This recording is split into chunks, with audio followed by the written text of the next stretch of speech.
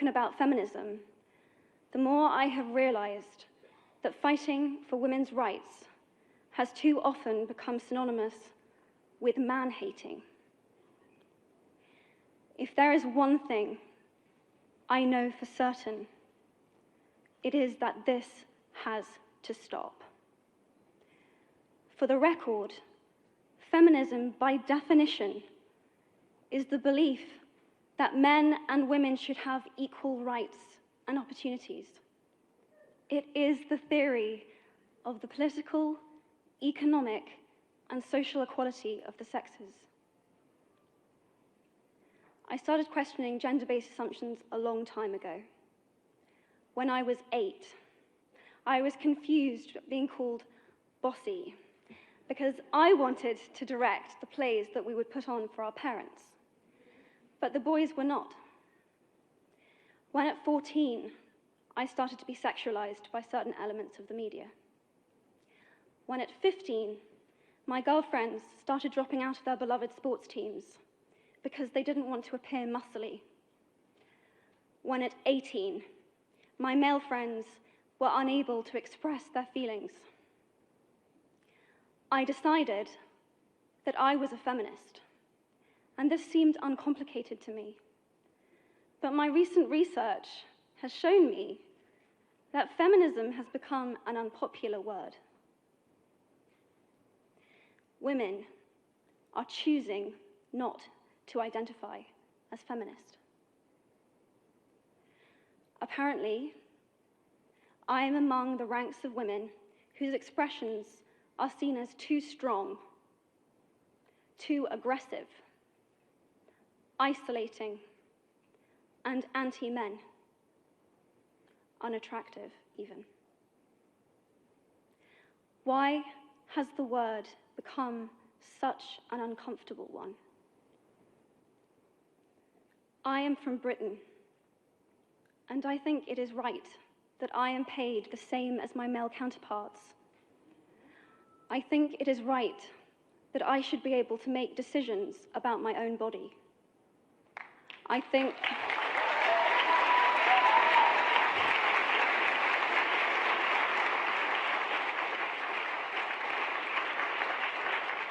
think it is right that women be involved on my behalf in the policies and the decisions that will affect my life. I think it is right that socially I am afforded the same respect as men. But sadly, I can say that there is no one country in the world where all women can expect to receive these rights. No country in the world can yet say that they have achieved gender equality. These rights I consider to be human rights, but I am one of the lucky ones. My life is a sheer privilege because my parents didn't love me less because I was born a daughter. My school did not limit me because I was a girl. My mentors didn't assume that I would go less far because I might give birth to a child one day. These influences were the gender equality ambassadors that made me who I am today. They may not know it, but they are the inadvertent feminists who are changing the world today. We need more of those. And if you still hate the word, it is not the word that is important.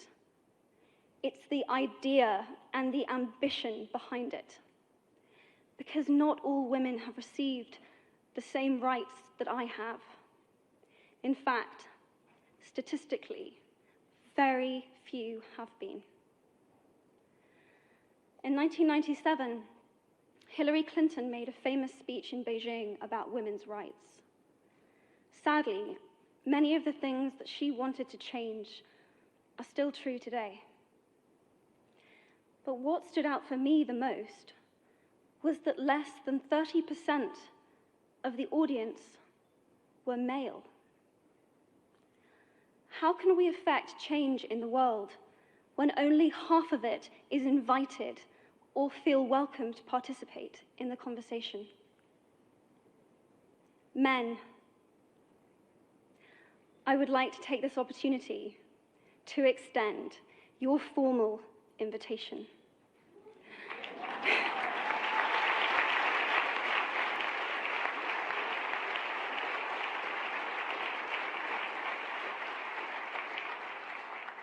Gender equality is your issue too. Because to date, I've seen my father's role as a parent being valued less by society, despite my needing his presence as a child as much as my mother's. I've seen young men suffering from mental illness, unable to ask for help, for fear it would make them less of a man or less of a man. In fact, in the UK, suicide is the biggest killer of men between 20 to 49, eclipsing road accidents, cancer, and coronary heart disease. I've seen men made fragile and insecure by a distorted sense of what constitutes male success. Men don't have the benefits of equality either. We don't often talk about men being imprisoned by gender stereotypes, but I can see that they are, and that when they are free, things will change for women as a natural consequence. If men don't have to be aggressive in order to be accepted, women won't feel compelled to be submissive. If men don't have to control, women won't have to be controlled. Both men and women should feel free to be sensitive. Both men and women should feel free to be strong. It is time that we all perceive gender on a spectrum instead of two sets of opposing ideals.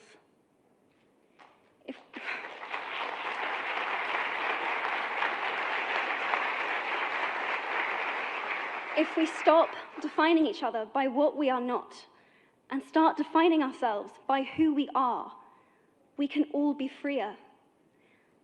And this is what HeForShe is about. It's about freedom. I want men to take up this mantle so that their daughters, sisters, and mothers can be free from prejudice, but also so that their sons have permission to be vulnerable and human too. Reclaim those parts of themselves they abandoned, and in doing so, be a more true and complete version of themselves.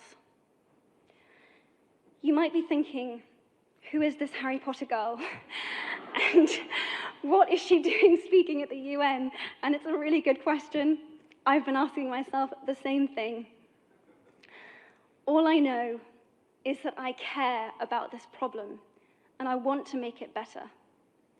And having seen what I've seen, and given the chance, I feel it is my responsibility to say something.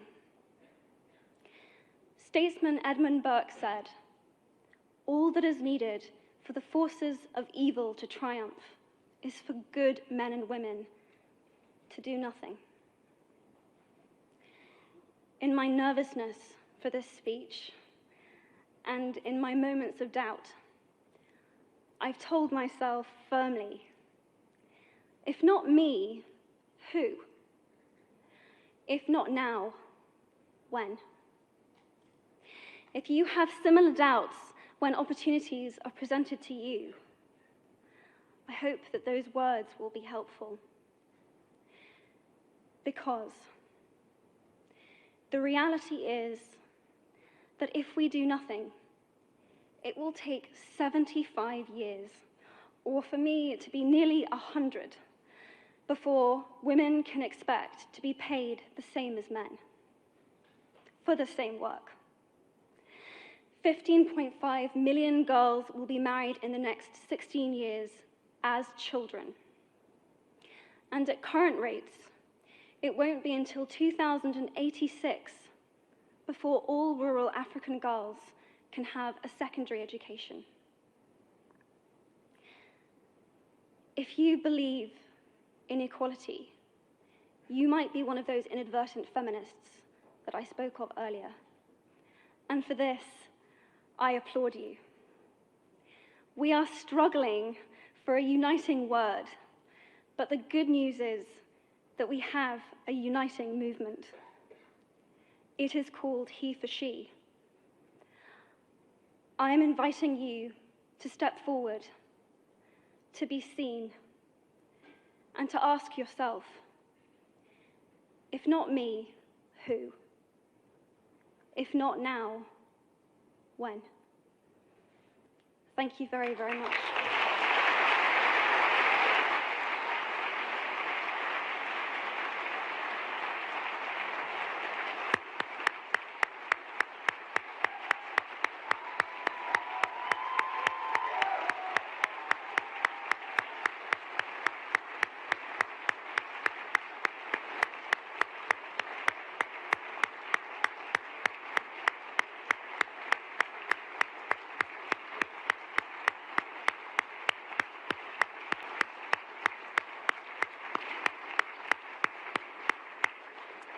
What a beautiful, beautiful speech. What a